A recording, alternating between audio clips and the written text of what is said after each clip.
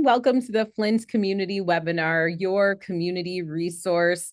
We are excited to be back again with you. We have such wonderful expertise on the webinar this month. We are going to talk a little bit about the Charles Stewart Mott Department of Public Health Community Co-Governance Council. And then we're going to get into Lyme disease, what you need to know to prevent Lyme disease, what the symptoms are, and what we should be thinking about in terms of treatment. So we're going to get started and get right into the Community Co-Governance Council. And I want to talk a little bit about this because this is one of the things that I think makes Flint, our relationship with MSU, the College of Human Medicine, and the Department of Public Health, and our community work so important. We are one of the only departments that is in community with community. We make decisions with community, and we have the opportunity to talk a little bit about that with some wonderful, what I'll call Flint celebrities. We've got Dr. Kent Key, we've got Artina Carter, we've got Ella Green Moten. We've got some great people to talk to you about the history of this and how it works. So I'm going to let that whole team take it away.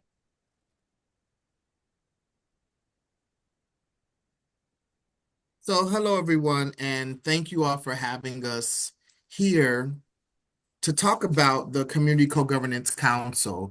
We're briefly going to just talk about the history and the origin of the council, the development of an actual co-governance work group that developed the Community Co-Governance Council and its model, and the transformative model that we are really excited to say is currently under review, and we actually have been able to share it in some national spaces, and a lot of institutions across the country are very interested in this model and in adapting it to really expand community engagement in their institution. Next slide, please.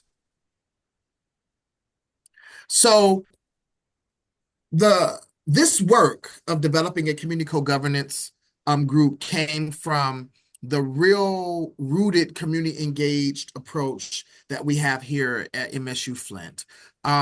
When MSU Flint started, it was really around engaging community members to find out what a community would want in the medical school if the medical school was to come here. And we're happy to say that it was a true community engaged process. Thousands of surveys were sent out.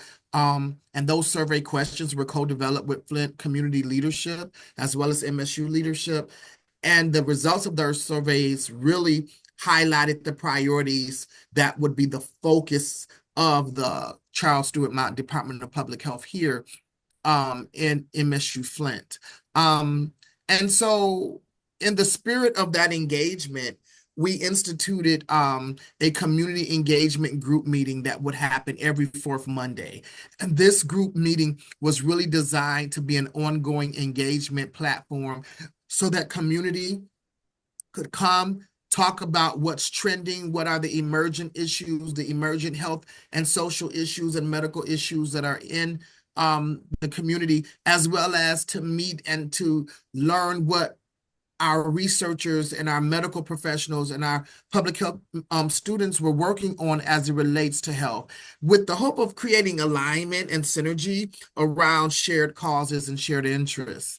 And as a result of that, the Community Co-Governance Council, this idea of having this a co-governance structure was birthed, and that started as a community co-governance work group. And from that, we did a lot of work that you'll hear a little bit more about in detail. But what we did was we took community engagement outside of the traditional vein, and we have really taken community engagement to a place that most institutions and most academic institutions have not. And we'll talk about that in some of the slides that we have worked on. And then some of the future community engagement that we see is institutional involvement that directs and impacts the work that we do. We're going to discuss some of that. And then also what the lack of engagement with people who are most impacted, what does that look like, right? How does that manifest in the ongoing disparities and inequities that we see throughout our community? So we'll talk a little bit about a lot of this, and it's some exciting work. Next slide. So in the probably about 4 decades ago, 30 to 40 years ago, you really start hearing more around community participatory research. Some people called it participatory action research or PAR. Others are more familiar with community-based participatory research, CBPR. But there were these action-engaged forms of research that were emerging that were totally different from the traditional research, right? Where the communities that are being researched were never a part of the research process or the research cycle until it was time to extract data from them. But what we saw over time as these newer evolved approaches to research began to really take precedent, there was a lot of emphasis on creating relationships between the community and the researcher, right? Making sure that there was shared trust and shared decision making, transparency, mutual benefits for both sides, and bidirectional learning. There was a lot of emphasis. So a community would just really may adore an Artina Carter who maybe was representing a university as a researcher, or an Eileen Hayes who was representing the engaging with the community as a researcher, and they trusted them, right? But what happens often in academic institutions? Oftentimes people leave, they get offered tenured other places or promotion other places. And so what we saw was, for decades, we were building these real strong bonds with communities and the researchers that were at the institutions, but we realized that there was something missing. Next slide. There was no relationship between the community and the institution. And so the researcher had this kind of bi-directional identity with both community and institution. But when the researcher left, there was no relationship with the institution. And it's often taxing. And I've heard several community members say, as soon as we get a researcher here that understands us and knows us and we build trust, and whoop, they're gone. We got to start all over again, building trust. And it takes time, and it takes a lot of energy and commitment. And so what we saw was we needed to really focus on the problem. And the problem was the same energy that was used to build relationship between the community and the researcher needed to also be built and put in place to build the relationship between the community and the institution. Next slide. And so that's kind of where we landed to where we are now. We're working here at Charles Stewart Mott Department of Public Health to not only build the relationships between our researchers and community, but the institution. Because what we posit is that true, authentic community engagement has to go beyond the life cycle of a funded grant, a funded study, or a funded initiative. But we have to use and build those same principles of trust and respect and bidirectional learning, etc., with our institution. And so what happened was that community engagement group launched a subgroup known as the Community Governance Work Group. And that work group worked together for over a year, identifying what would engagement between community and the institution look like. And where we landed was around community co-governance within the institution. And so what we landed on was building this infrastructure where community members were embedded at decision-making communities within our department, not just for a funded initiative or for a funded study, but they sit at committees within our department and will be a part of the decision-making process, bringing community voice, bringing community perspective, and bringing community values to these discussions that are in the department. And how did we do that?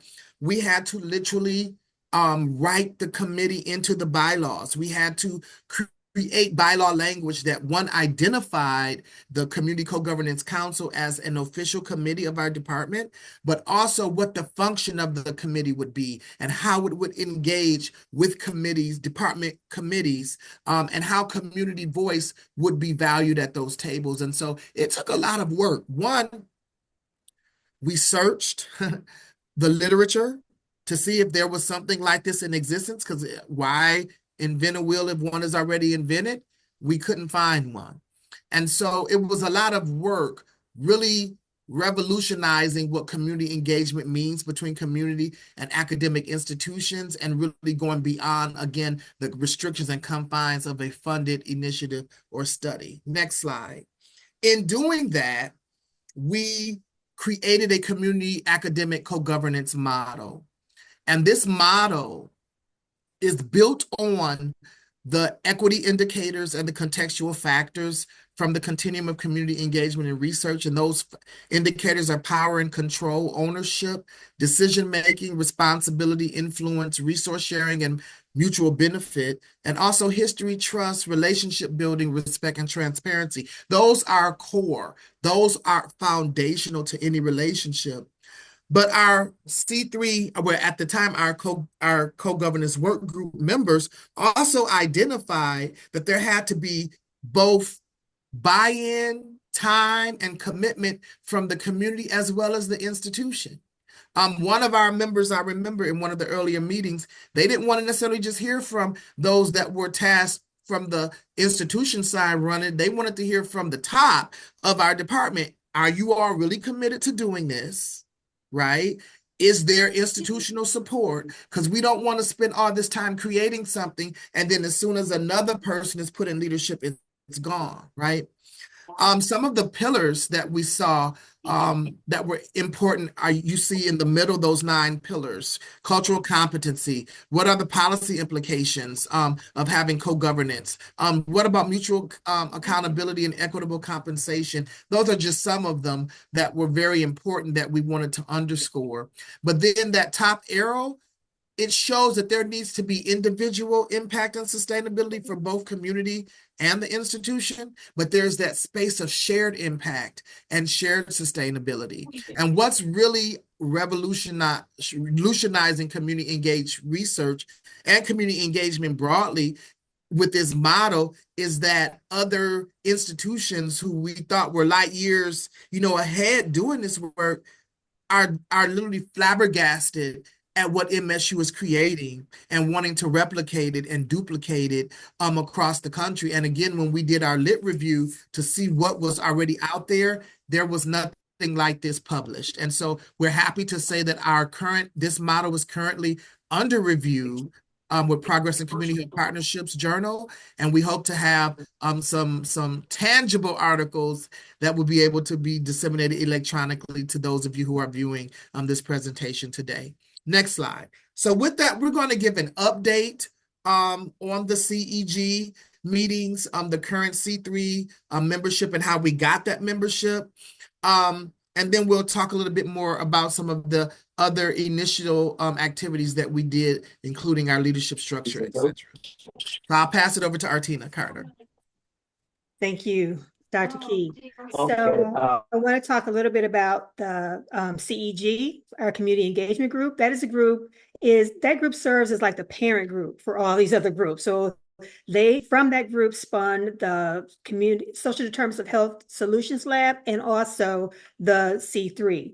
So how that worked was during one of the SEG meetings, there was a conversation had about this co-governance process.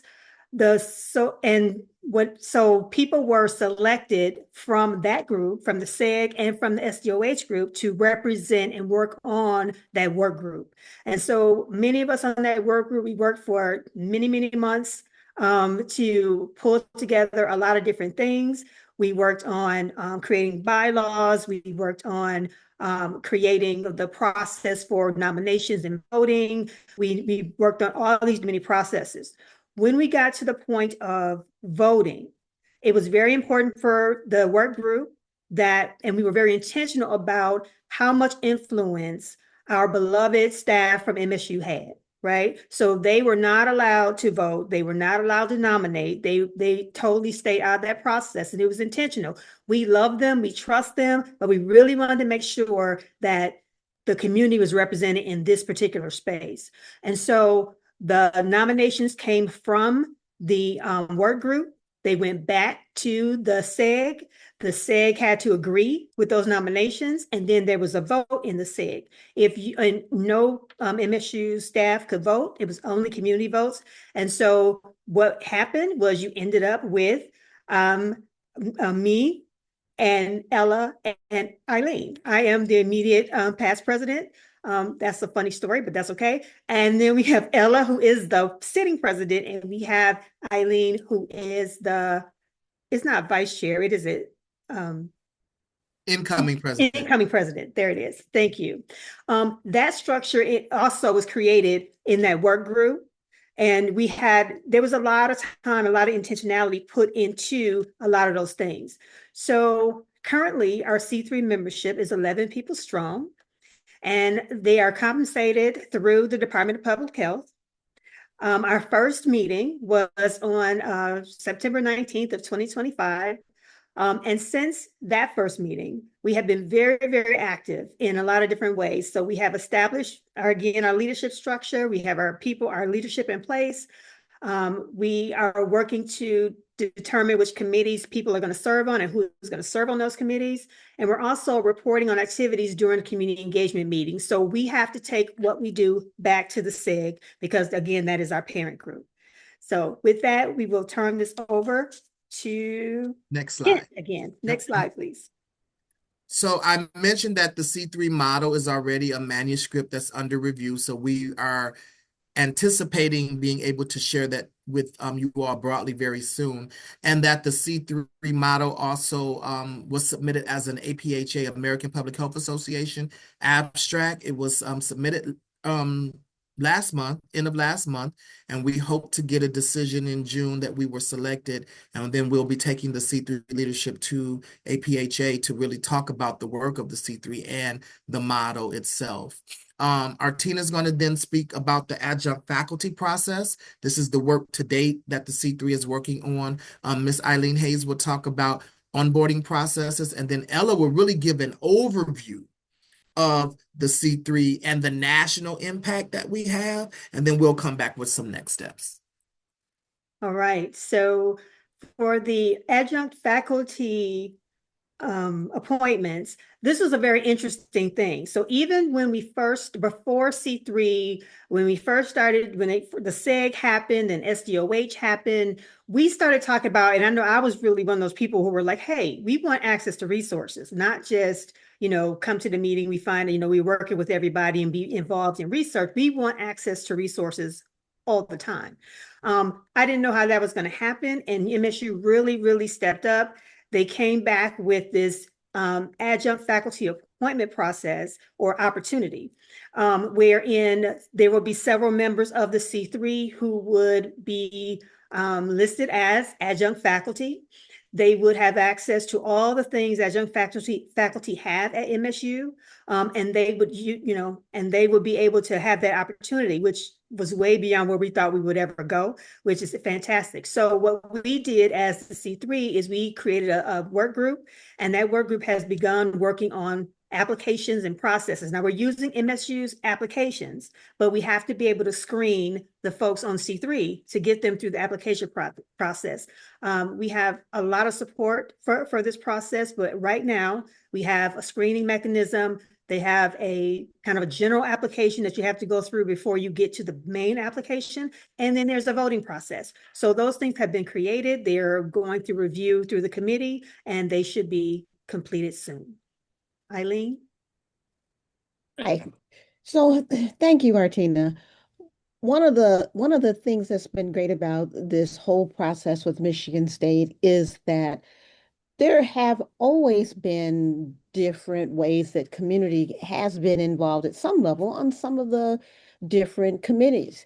But now through this process, there's a way for community to have a coordinated way to be involved in a number of the committees. And what we're looking at is looking at all the committees in the public health area and having a very coordinated way of being able to look at each of the committees and what the tasks are, who the chairs are, what the mission of each of those committees are, and having the community member being able to see that and to see how those skills match up with their particular competencies, and if that is a way, if there's a particular match, and they can kind of see how they can be structured, and that's a way to be able to match up their skill competency with how they want to be able to volunteer with being able to join their skill set with being onboarded to a particular way to joining a committee. So that whole onboarding process is something that we're looking at making very easy for a community member to become a part of.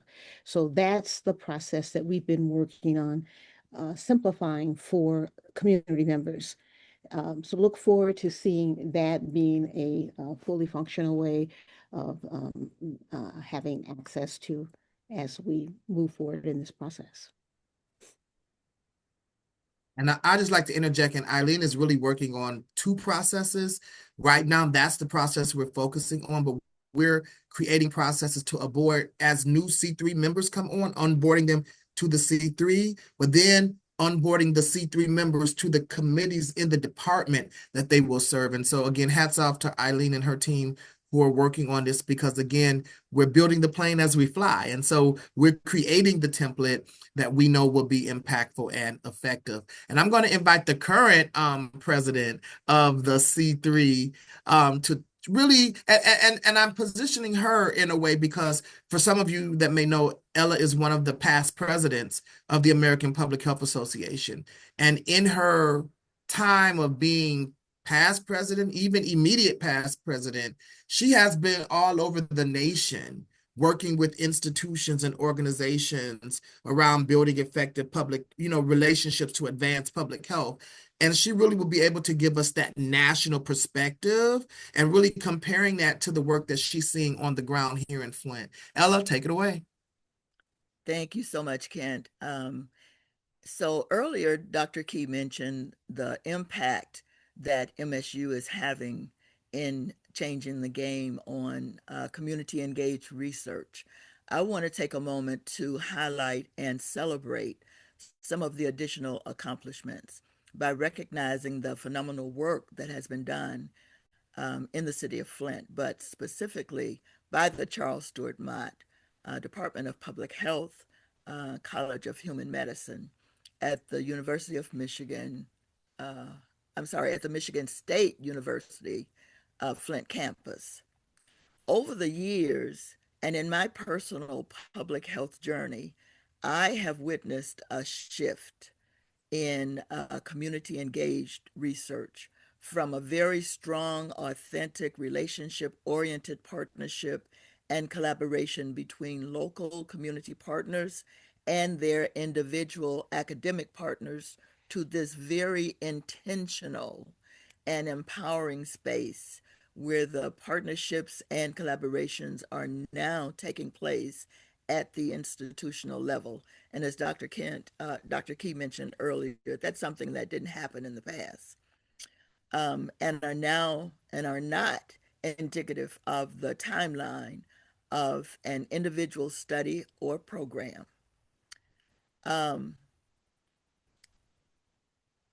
The Charles Stewart Mott Department of Public Health in Flint has expanded the concept of community engagement beyond the scope of the research cycle.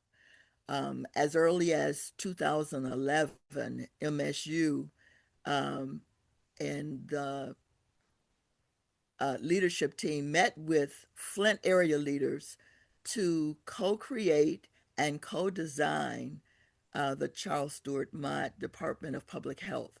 Community members set the research and health priorities for medical school and served on search committees to recruit gifted and talented faculty to Flint and to the Flint campus.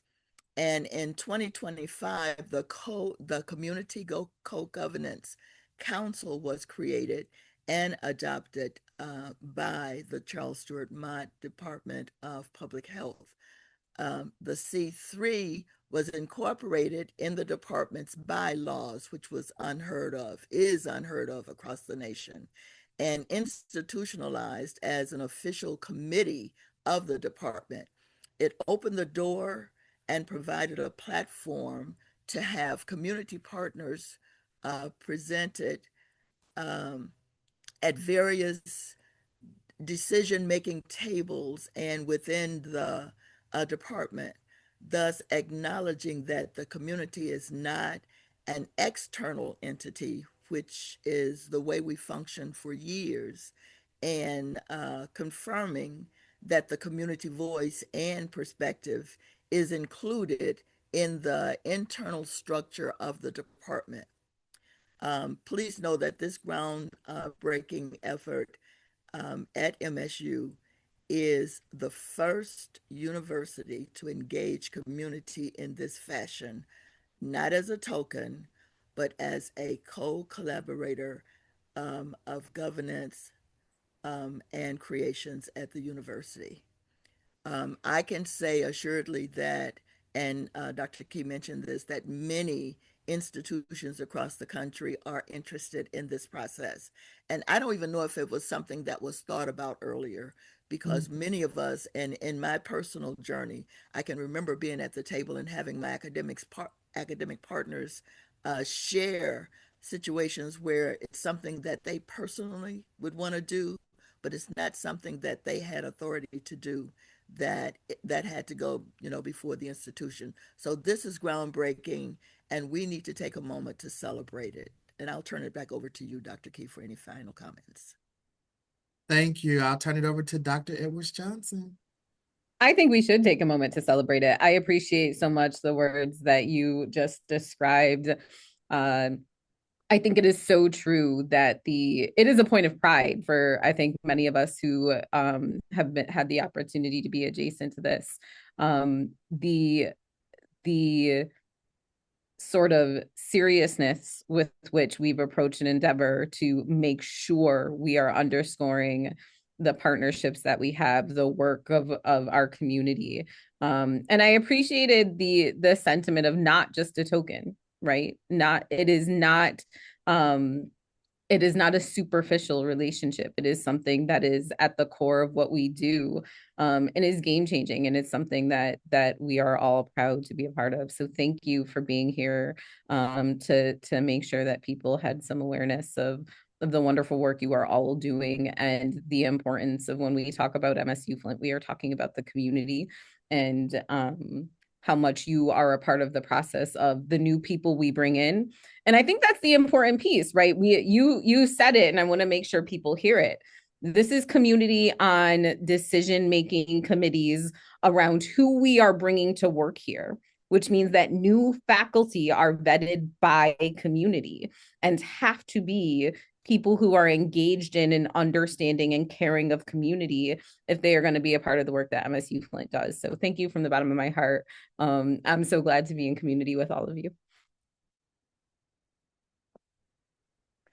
All right. I hate to shift from that topic, because we could have this conversation and I could talk to these wonderful people all day. But I am excited to have a conversation that allows our community to understand something that has become more of an issue in Michigan, and something that we need to think about and make sure that community has some awareness of. So I want to say, around last year, we were having a discussion with the health department about Lyme disease, and sort of what was not a usual occurrence in our area in Michigan, but what was becoming a little bit of a spread towards the Midwest, and something that we needed to understand more in terms of trends and why.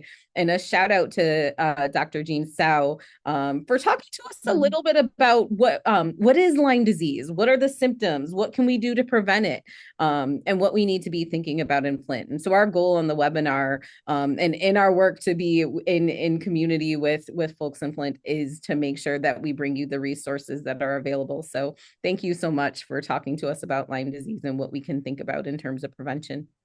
Well, thank you very much for having me. And I'm just going to queue up my slides here. All right. Let me make sure, let me hide my floating meeting controls. Everyone, everything seems okay? All right. So I will talk, thank you, about this. And we have just 20 minutes. And so as you know, this is what I've been working on since, I guess, 1995, not all of it in Michigan, but I've been in Michigan since the fall of 2003. And I've seen how the Lyme disease tick, as well as disease, has been spreading throughout Michigan over the last 20 years or so. What I'm going to do today is provide a little background on exactly what was just queued up, but I will preface to say I am not a human physician, a human doctor, and I'm not also a veterinary doctor either, although I'm also in the Department of Large Animal Clinical Sciences. But I will be able to tell you a bit of what is Lyme disease and how it's diagnosed and how to prevent it, and I'll tell a little bit about what's happened in Michigan. So, Lyme disease is the leading vector-borne disease in North America, actually in Europe as well. And most of Lyme disease occurs in the eastern U.S. There's also a focus out in the California, Oregon area, but 95% of the cases are here in the Northeast and Upper Midwest. It's a multisystemic inflammatory disease. The spirochete, the bacterium that causes Lyme disease, does not actually have any like virulence factors or anything like that, but yet it's our body's immune system fighting it that causes so much disease. And here in our area, the main pathogen that causes Lyme disease is Borrelia burgdorferi stricto, which mostly we will just call Borrelia burgdorferi. And then Borrelia mayonii, as you can potentially tell from the root name Mayo, that was recently discovered in the last 5-7 years, but it mostly has been just in the upper Midwest. And I think maybe it's been detected once or twice in ticks here in Michigan. But I think most of the cases are caused by Borrelia burgdorferi. This pathogen, this spirochetal bacteria, is transmitted by the bite of Ixodes scapularis, which is the black-legged, or you might know of it as the deer tick. It's often called that. And then I did want to make a note that some of you may know about another spirochete, Borrelia miyamotoi. That's another Borrelia species, but it's not considered a Lyme disease spirochete species. It's in the relapsing fever group, and it's also transmitted by this tick. But its prevalence amongst ticks is so low that about 2% that it doesn't cause as much disease. But it is out there, but it's probably being masked a bit by the Lyme disease bacterium. Which I should say, well, I'll tell you more about that. But a little background is that this tick, it's in this Ixodes ricinus complex. This complex is found in North America as well as Europe, Eurasia. It's a temperate tick, and it is what we call a three-host tick. And so beyond the egg stage, there's a larva stage, a nymph stage, and adult stage. And all life stages need to feed on a host, a blood meal, to be able to either progress to this next life stage, or as a female that you see at the bottom there, that it can get a blood meal and lay eggs. And one of its greatest superpowers is that it feeds on a whole bunch of different host species, which is, I think, quite one of the main reasons why this tick has so easily spread across our landscape, because it's not a picky eater. The only difference is that the adult stage tends to feed on larger hosts, such as the white-tailed deer, but also could be coyotes and such. But given we have no short abundance of deer, that really has let this tick be able to spread. An important thing to know is that the Lyme disease bacterium is passed between these hosts and the ticks, because the tick hatches uninfected, even if the mom's infected. There's no vertical transmission from the mother to the larvae. And so that's why larval ticks are not going to be infectious to us. So we don't have to worry about them as much. But the nymph and the adult, since they've been able to have a chance to feed on infected hosts like mice, chipmunks, and robins, then they can become infected. And then thereby they can infect us if they end up bumping into us rather than one of these natural wildlife hosts. So really, though, then the nymph and the adult female are the most important vectors because also the male does not tend to feed on humans or dogs. Most of us, they just want to find a female and mate, right? And so these are what we call the two actual vector life stages. And this is the seasonality for the incidence of Lyme disease cases throughout the country. They may vary a little bit as you go north or south, but really June and July are the peak times for Lyme disease, although you can get Lyme disease any time of the year because the adult or the nymphal stage is active. All right. So the adult stage is active now, it's active in the fall, and if it's warm in the winter, it'll be active.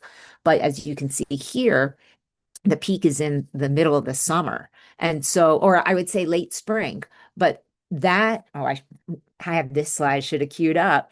So this is just, it's showing you throughout the calendar year when these ticks they tend to be active.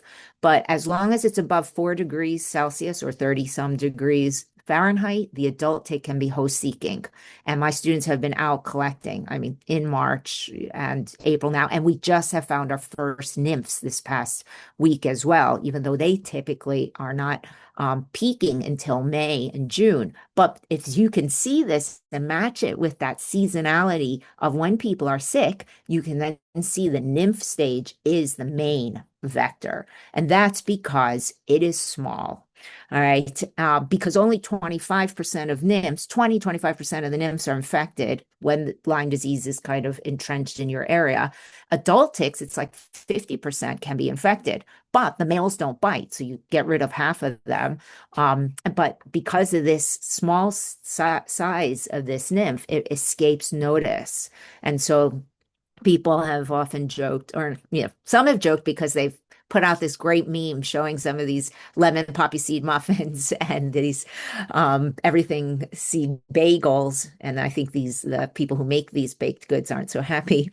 But the poppy seed is the size of this nymph, and the sesame or so, the adult female. And the male is similar, a little smaller than the female, and he's black colored fully. And so but the thing is, you notice the female, she's got this red and she's bigger. So you're more apt to see her on you and remove her before she's able to feed or soon after she starts. But this nymph, it's hard to see. Most people who get Lyme disease never see the tick that bites them. So I'll talk more about prevention later. But this is kind of this shows the demography of who gets sick and at what stages. So there's generally two peaks, young people and older people. And males tend to be more infected than females, or who get sick, I should say. And part of this is really due to behavior. And so young kids are outside a lot playing, right? And they'll contact the ticks more. But then they come in and everyone has to work. When they're teenagers and older, and you're inside and you don't get exposed as much. But then exposure, maybe you're older now, you have some more time to garden and such, hike and things like that. And so there is a peak then later that in terms of numbers of cases. And as we get older, I have noticed I can't see those ticks as well. So all these different factors come into play. This is a figure from the Nature Review's disease primers from 2016, and I would say we can focus on the blue or teal boxes. This shows that for Lyme disease, they're generally considered 3 stages or phases for disease if it's not treated. You have more of the initial phase or acute phase, which can take from days to weeks. And then that's when if you've heard of Lyme disease and heard of a symptom, it would be like the bullseye rash. That is one of the most pathognomonic symptoms and signs, I should say, for this disease. And I'll show some pictures. And you can feel like there's some flu-like symptoms. If untreated, it can progress to the second stage, which is weeks to months, and there can be some neuroborreliosis. And if you've heard about Bell's palsy, where you have one side of your face, the nerves, you might see the face drooping a bit. That's one of the signs. And then you can also have some carditis, some heart block, right? And that can be scary, and that actually can cause death. But it seems that hopefully, for many people who notice they have Lyme disease early on, if they get the antibiotics, then that will help prevent these carditis from becoming more fatal. And so that's a very rare manifestation that is seen, but it probably has gone unnoticed, especially if you think of some of the people going back to the epidemiology. If you're older and you have a heart attack, you may not think Lyme, might be many other reasons, right? So if Lyme disease continues not to be treated, then you can have a whole host of other types of signs and symptoms. But Lyme arthritis, which is also something that people have thought about, associate much with Lyme disease, that's considered more of a late stage manifestation.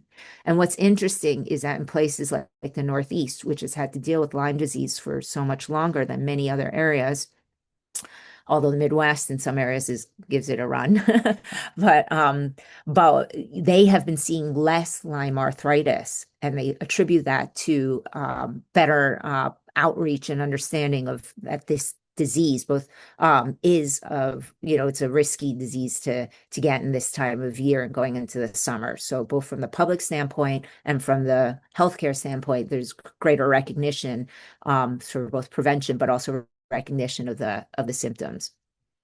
So here is a poster that the CDC has showing about this bullseye rash, also called erythema migrans, shortened to EM.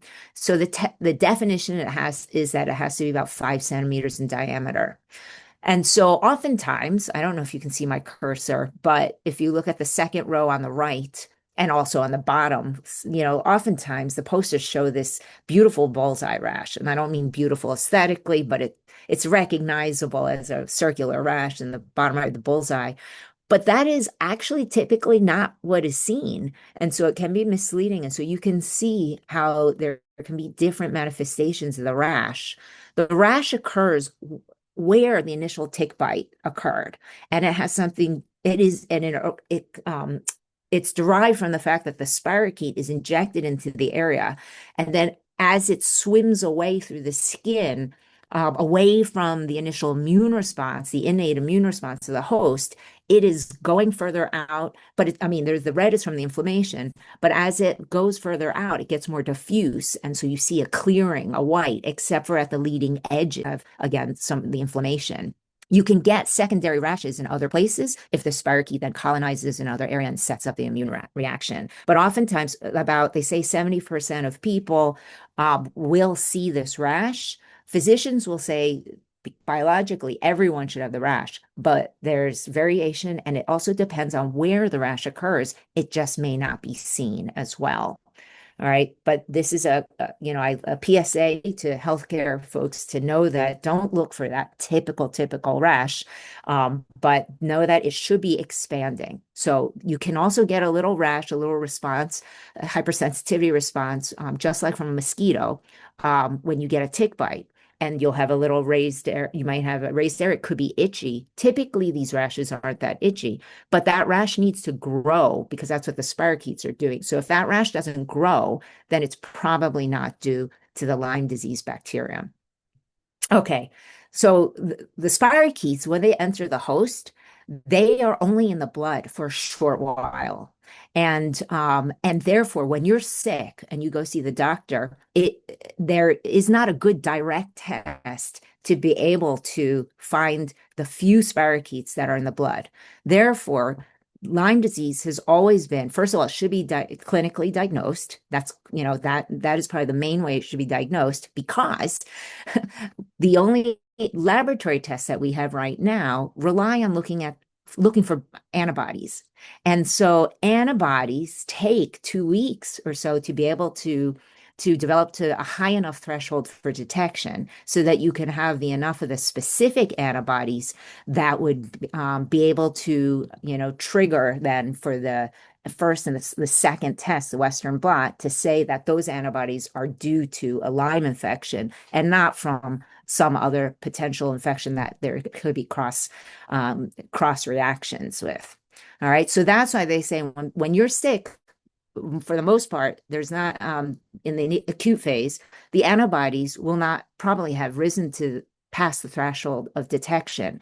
And so as long as epidemiologically, it seems like you've been outside, you've probably been in an area where the ticks have been, there is risk in your area for Lyme disease, and you seem to show enough of the suite of the symptoms, especially of a bullseye rash, to say you probably have Lyme disease. At that point, the healthcare provider should just go ahead and treat because the symptoms match. And as long as, again, I'm not a doctor, so those of you who are can know that as long as I guess you can rule out other etiologies. And so these are, this is from the publication of Sterling, also updated Lyme disease primer. But these are, some of the antibiotics that are often used to treat Lyme disease, also in different manifestations for when you have early versus late disease. And then from the older publication, because I had this slide, they also had a list of things that we shouldn't use to treat Lyme borreliosis because they have not had evidence backing that these interventions have improved the outcome, right? So I can't see the time. So I just can someone let me know how much time? Yeah, I think you have left? a couple more minutes because I think this slide on sort of what's happened with tick over time is Okay. important for us to understand. And I'd be curious if you have Yeah. any sort of ideas about why. We've talked a little bit about kind of areas that have been developed and that sort of changing the patterns of deer and tick-borne illnesses. But if we Yes. could, and I want to make sure Nicole has an opportunity to share. Yes, exactly. I know. That's why I just so please, Dr. Edward Jones, please just I'm happy to just tell me when I'm done. Tell me because fine. I could go on forever. But I'll say that in Michigan, it's increased over time. Colleagues here had discovered the ticks first in Menominee County, which is the deepest, lowest southern county in the middle of Upper Peninsula back then in the late 90s, and then Southwest Michigan in the early 2000s. And as you can see, the number of cases have increased over time. They've creeped, but this slide shows that a lot of this work is from my lab, but also from other local health departments, but has shown where all of a sudden, according to the CDC criteria, you can see that the red counties have expanded. And those are the ones for which we know there are some established tick populations. And where there are established tick populations for this disease, eventually the pathogen is there.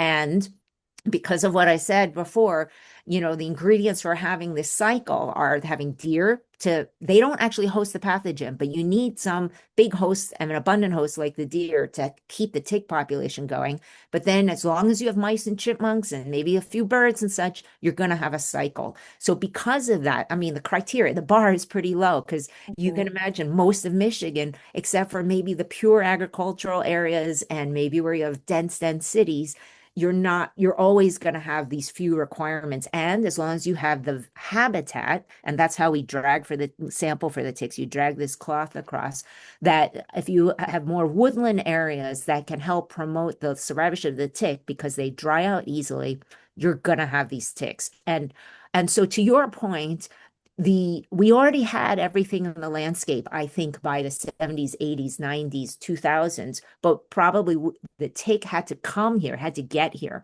And the closest areas that had established tick populations could have been up in the UP, right there in Menominee County, or also in Wisconsin, and then Northwest Indiana. So somehow they creeped into the lower peninsula, probably from there. And then it just took time. These ticks, they don't fly, so they have to move on the backs of these animals. So that's the reason for the spread. And I want to remind people that the risk still is not homogeneous everywhere because the ticks aren't everywhere, but these ticks carry other pathogens too. So that's just another reminder. And so, and these are data from the health department, from ticks and people and such that show also for anaplasmosis, which is also really rapidly increasing in the past few years. And that's transmitted by this tick, another bacterium, similar life cycle. For prevention, these websites, these sites, the health department for our state, CDC, and Tick Encounter are places where I think have the best information. And there is a vaccine, but the vaccine right now, it's not available yet. It's going to take a little while. And there are also other drugs people have in clinical trials and both of these actually have already work in dogs. And so there's a pill you can give to dogs, maybe that you already do, that could kill ticks. They're looking at that for humans too. And therefore, it's good for not just the Lyme disease tick, but for other ticks that we may encounter. And in Michigan, we have 3 more. So I was going to say these are the main things that you should do to prevent yourself from getting one of these tick-borne diseases, since we don't have a vaccine yet and we don't have a pill. And so I always think have your tick first aid kit that has everything you need in it. Have one in your car, have one, at home. But basically, you want to have tweezers, you want to have a bag and such to get these ticks. But first, wear protective clothing, long sleeves, long pants, and have them treated with permethrin if you go out often, because that'll kill the ticks. But on your skin, you want to use one of these EPA registered repellents. Know where ticks are, stay on the trails, check for ticks, remove any, save the ticks, and then use an ID service to look for them. And I'll end with a slide that has information on that. But because we have different ticks and different ticks transmit different pathogens. So all right, show us your last slide. Thank Yep, you so much. Yes, I was going to say right here, if people want to just take a screenshot, that would be I can amazing. send it out. This is what's important. So thanks. All right. Thank you so much. No, that was so helpful. Nicole Bray, I would love for you to share a little bit about your experience, and thank you so much for being here today. Yes, of course. I'm happy to be here. So hi, everyone. Thank you so much for having me. My name is Nicole Bray, and I'm a PhD student in sociology at Michigan State. So today I'm going to share both my personal experience with Lyme disease and how that connects to broader patterns that we see in delayed diagnosis. What's important about my experience is that I actually had one of the hallmark signs of Lyme disease, which is the erythema migrans rash, the bullseye rash. But it wasn't recognized by my provider at the time. So that was one of the big issues that started it all. And then after that, I lived with symptoms for about 11 years before I was diagnosed. So at the time, I appeared healthy on the outside, but my health was steadily declining. And I experienced things like fatigue, weight loss, memory issues, and sleep disruptions. And these symptoms, they didn't clearly point to specifically one condition, which made it difficult for doctors to take it seriously. So over time, those symptoms became much more severe, and I started to have seizures and constant migraines and struggle. And then I also had severe musculoskeletal pain and muscle stiffness. And then I eventually started to not be able to read or write anymore. So I had to take a leave of absence from undergrad. So I could learn I kind of had to teach myself how to read and write again. And, you know, my case, in this case, the delay wasn't just about unclear symptoms. It was also about recognition.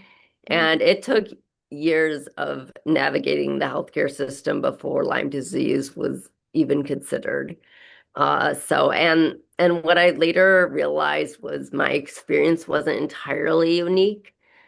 After I was diagnosed, I started looking more deeply into Lyme disease, and I began to engage unintentionally with online Lyme communities because I started sharing research articles that I found interesting, and then, I would go over them and then instantly forget what I would read, and because the memory loss is just really severe. So I wanted to go back to them. So I'd post them on social media and like a separate account for me. And then I didn't realize people were following it. And then I'd post videos about it. And then as soon as I watched it, I couldn't remember what it was about, but I knew it was something I wanted to review again. So I posted there. And then that unintentionally led to me having conversations with hundreds of patients who had a delayed diagnosis and were struggling. And I also had the opportunity to have conversations with providers and family members of people who have Lyme disease. And what stood out to me was how consistent these experiences were, especially around delayed diagnosis and not being taken seriously. So my research now focuses on disparities in diagnosis and access to care, and the inequities that contribute to those disparities. So not just who gets diagnosed later, which primarily is Black communities along with Hispanic and Latino communities. And there's so many different inequities that they face that are huge barriers to getting an actual diagnosis and then treatment. So these inequities contribute to those disparities. So not just who gets diagnosed later, but why those patterns exist and things like access, awareness, and how symptoms are interpreted. So this isn't just about individual experiences. It reflects a broader pattern. So Lyme disease is often underrecognized within healthcare systems. And part of that challenge is that symptoms can overlap with many other conditions, especially after it starts to disseminate throughout the body, which is the later stages of the disease. But another key issue is that provider awareness and training can vary widely, and it doesn't include diverse populations. They're not learning in med school how to recognize Lyme disease in diverse populations, such as on different skin tones, and they're not. Exactly. Yeah. And it's like the Lyme disease bullseye rash is not. I mean, the people It's not a bullseye in everyone, right? Yeah, like you that's can't. 30%. Yeah, 30% of the rashes are the bullseye rash. Right. But then all the other rashes that people recognize are not presenting like that. So that's like a huge issue. Yoko, can I ask you, how did you get to your diagnosis? Like, how did you finally get to that place where, someone listened to you enough and you were able to develop trust and someone heard you and you were able to get to that diagnosis? Well, I don't want to discourage anybody, but I honestly, I didn't think I would honestly live very long because I had been dismissed so frequently by my doctor since I was about in third or fourth grade. So it kind of was pushed off. He saw the bullseye rash. He said it was an infected bug bite. And, it was a bug bite. And he said the rash would go away eventually. And it does go away, but then it led to symptoms. But over time, it just kept progressing. And when it did, it was dismissed. It was like, oh, you're having fainting spells. Just, when you stand up, just sit back down. Or when I'd raise my hand in class, I'd start to black out. And he's like, oh, just put your hand back down. So I kind of just stopped telling him things because it wasn't helpful at all. So I just stopped talking about it. And then I started documenting my symptoms in all my school planners because I had symptoms every day, and I knew I was dying, and I knew it was in my brain at that point, and right before high school. And he told me it wasn't brain cancer, so I was fine. And that's when I knew. I was like, it's going to take something big for the diagnosis to happen. And then I experienced more severe symptoms. I was getting grand mal seizures and later in high school. And then I was sent to a specialist in epilepsy. And they said it wasn't epilepsy yet, but it could develop into epilepsy. But I knew it was something bigger than that. And that's one of the common themes I saw with other patients who had late stage Lyme, that they said that, I haven't really admitted it to anyone else, but I feel like I'm dying. I have this overwhelming feeling that I am dying. And I had that too. Yeah. And then eventually, after I got to college, I didn't expect to live to get to college. I just kind of kept quiet about it with everybody. I didn't want anyone to know I was going through things because it was really traumatic going to a doctor and not getting like not having them believe me or pushing it off as like, oh, a lot of women your age like, oh, struggle with weight, or you just need to stand up slower, or maybe you're stressed. But I wasn't sleeping for 4 days straight. So it was like on a consistent basis and nothing worked. So eventually I got to my junior year of undergrad, and because I wanted to graduate before I told anyone, I was like as sick as I was, but I couldn't remember where I lived. I mean, I didn't know what year it was. I would get lost going to class. I was like driving there, and I would call my mom and say, I don't know where I'm going. And then when I'd get out of class, I would call my mom and say, I don't know where I'm at and I don't know how I got here. And she was freaked out. And I had a professor, Dr. Taylor at MSU, who was my professor at the time, and he would stay after class and he would grab the phone from me and talk to my mom and say, don't worry, I'll make sure your daughter gets to where she needs to be. But I had no idea how I even got there. And apparently I was driving my car to class and I had no idea, but I got home. And at that point, when I started, like, I thought I slept for 3 days straight, but my other professor was like, I knew you didn't feel well, but you were participating, and I appreciate that. And I had gone up to her to ask her for notes because I thought I would missed the class. But I had been going to class and driving there, and I had no idea. And then I'd go to the grocery store, and I had no idea I did that. And that's when I decided it was time to go home and get help, because I didn't. It's one thing to put your own life in danger, but it's another to put other people's lives in danger. So at that point, my roommates actually called my parents and said, you need to pick up Nicole, and because she's not doing good. She needs. So my parents picked me up and took me to a doctor that we knew, and he gave me a proper physical, and he's like, something is extremely wrong. And that was the first time I was listened to. And yeah, it was nice to be listened to, but at that point I was so far gone I couldn't really form like sentences, and it was difficult, but it was nice to have somebody to listen to me for once. But Nicole, can I thank you for your courage for being willing to, one, share your story, and two, tell your story to other people who I know have felt similarly in some way, right? You have used your story to develop research and think about the inequities that exist in Lyme disease and exist in treatment. And you've described an experience that is true of many people in Flint and other communities who may not have been listened to or may not have been sufficiently heard. I want to honor the fact, I want to spend more time, and I would love if you'd come back and talk to us a little bit more about your research, because I think we need to spend time delving into the work that you do to really honor what is the experience of many people in underserved communities, as you described. Appreciate you so much being willing to share your story, and thank you again to Dr. Sau for giving some context to the data and the work behind that.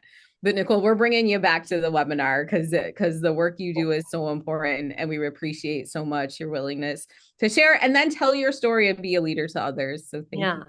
And I have so much more I can share with everybody, and I'm happy to help. And, I don't want people to have to suffer like I did. I don't think it's necessary. And I think it's such a big issue, especially in just in more diverse communities. And I mean, I was privileged enough to have my parents there to support me and drive me to treatments, and to be able to afford to do those things and have a connection with doctors who could communicate with each other and then find the doctor that saved my life. So Dr. Markowitz was my Lyme specialist, and he wasn't going to give up on me, and he told me that from the beginning. And that's what I mean. I really didn't. I was just going with it because I didn't think it would work, but it worked.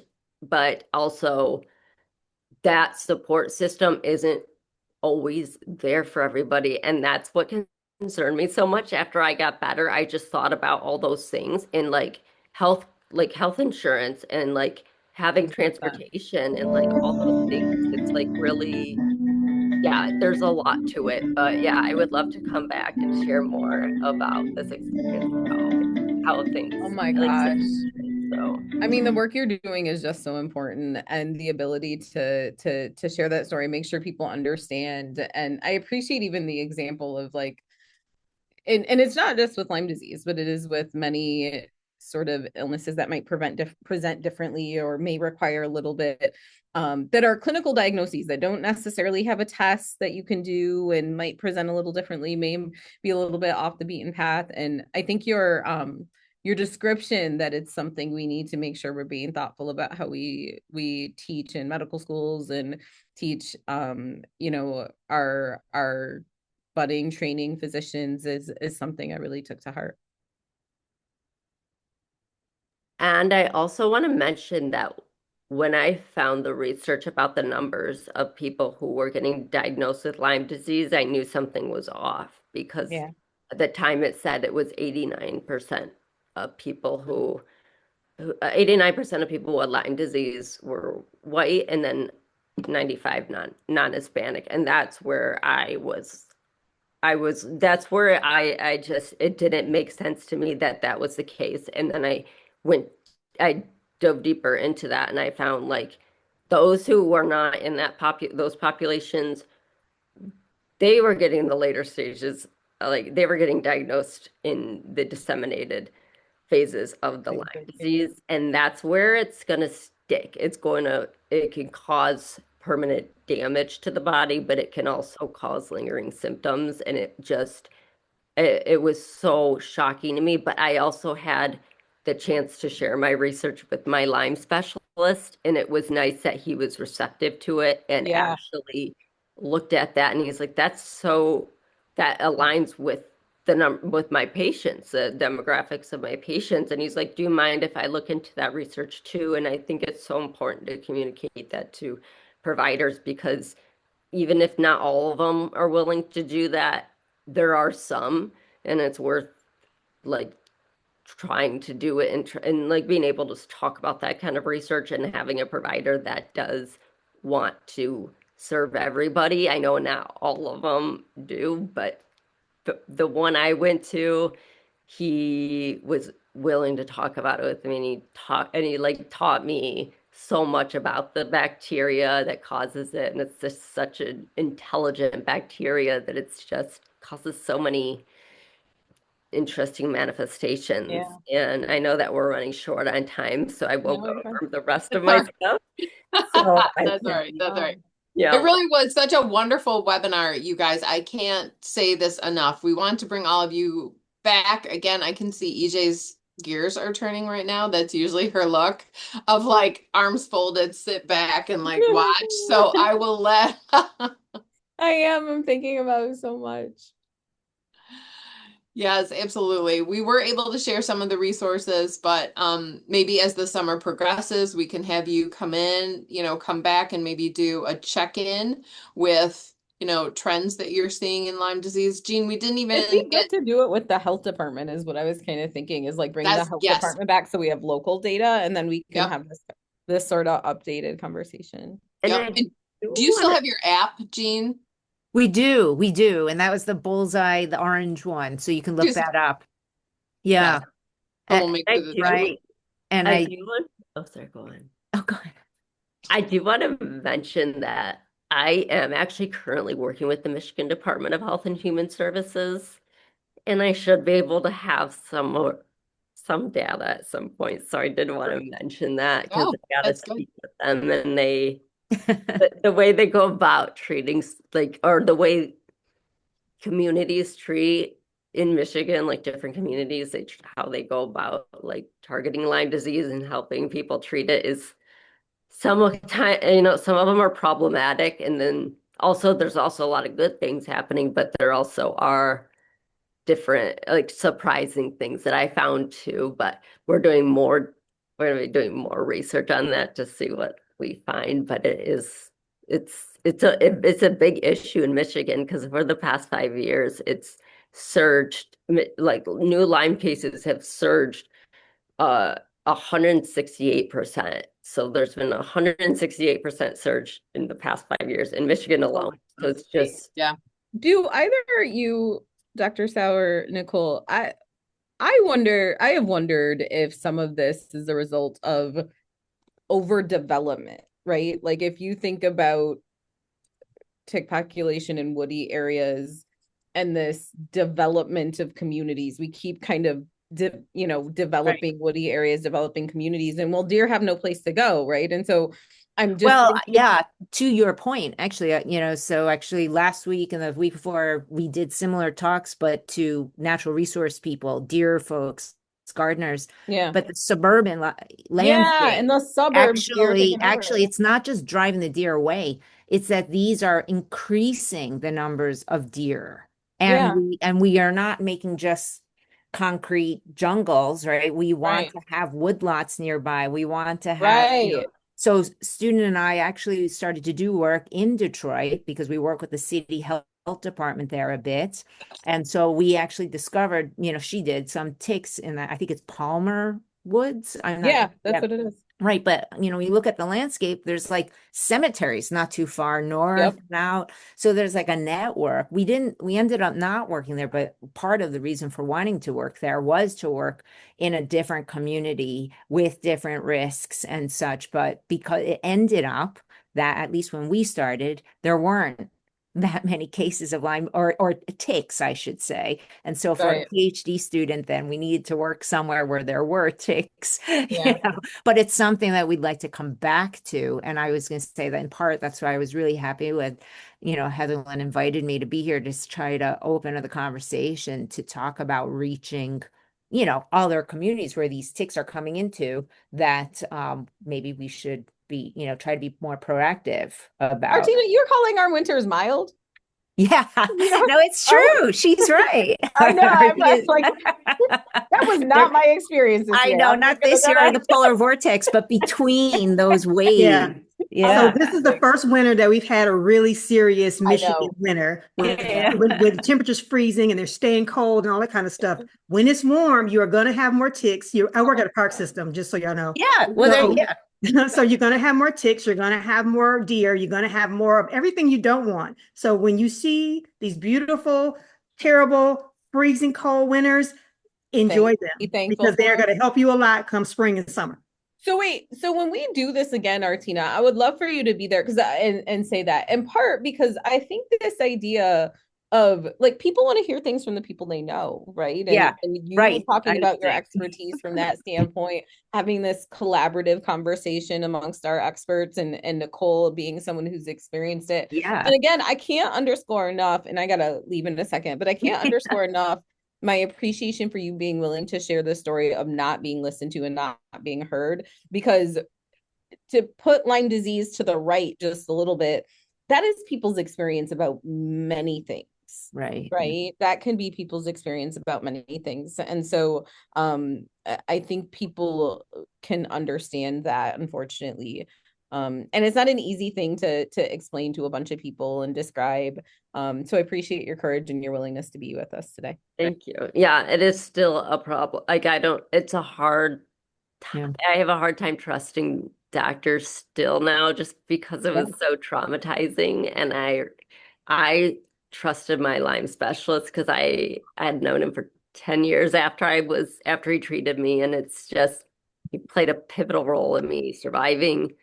And he listened to me. And then he had actually passed away on September 5th of 2024. And I've avoided doctors ever since then because I get panic attacks because I'm terrified of what they're going to tell me or what they're going to say to me because it was just it was a very difficult process to go through the medical system and like being told like it's nothing or a lot of women your age suffer with stress and like or eating disorders and I was like I don't know why I'm losing weight though. And I'm like, I don't know. I can't remember where I live. I don't know what year it is. I can't spell my name. I don't know when I was born. And it was like all these things. And I was like repeating myself and like hiding things from myself, and I had no memory of it. And it was just like trying to push through to get my degree because I was like, Yep. this is what matters. Okay, this is what I need. Education is first and then health. But like because obviously that's not shouldn't be the priority. But I was just I was afraid that once I started treatment, I wouldn't get better or I wouldn't be able to return to school. But I really emphasized that to my Lyme specialist that like if we're gonna do the treatment and I'm gonna get better, getting better for me is not being taken care of by my parents for the rest of my life. It's getting back to school and getting an education because that's what I want. And I want to be able to do something with what I've gone through so I can help somebody else. Because it was an extremely isolating experience. Because at the time, I didn't know anybody with Lyme disease. So we were navigating it a lot. We had no idea what we were doing. We had no idea what treatment was best. But like throughout, like there were some treatments that people do, and we did it for a while, but it was also very costly. And then my Lyme specialist, when we started going to him, he is like, you don't need to do the hyperbaric oxygen chamber treatment, because I was doing it twice a day every single day, and it was like that's not necessary, and it was so expensive. But like there were so many like avenues we had to take, and they just did not know what was going on. And then the Lyme disease is like it does get worse before it gets better with treatment, and a lot of patients don't understand that. So we should create a little. I'm gonna go, but we should create a list of those things and like the things we need to make sure people know about. And we'll come together. HU, I know we gotta close out the webinar, but we already did. Like okay. We had. I think I know you closed out the webinar, but I wanted to give the other people the permission to go. But yeah, we're still streaming to YouTube. Blair's going to reach out to each of the panelists in case you're interested in sharing. Oh, she went. In case you're interested in sharing a quote. So she'll be in the next couple of weeks because we do share that with our social media profiles so that we can drive folks back to the webinar just in case they missed it, because this is such valuable information. Oh, look at her. She's like, yep, she's going to talk to you all soon. All right. Oh, she needs to be crowned. All right. Thank you so much. Nice to meet you, Nicole. Love to be online. Okay.